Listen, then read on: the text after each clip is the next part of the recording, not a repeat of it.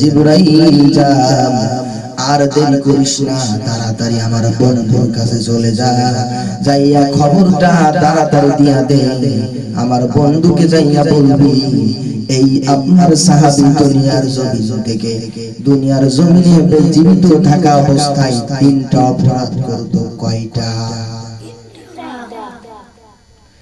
3টা গোপন অপরাধ ছিল, 3টা গুনাহ ছিল বাদামল।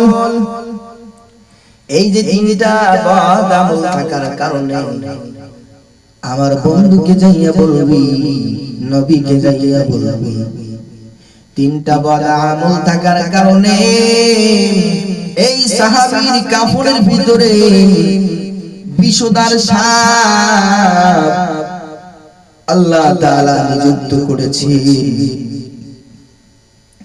কোন সেই 3টা পাপ? কোন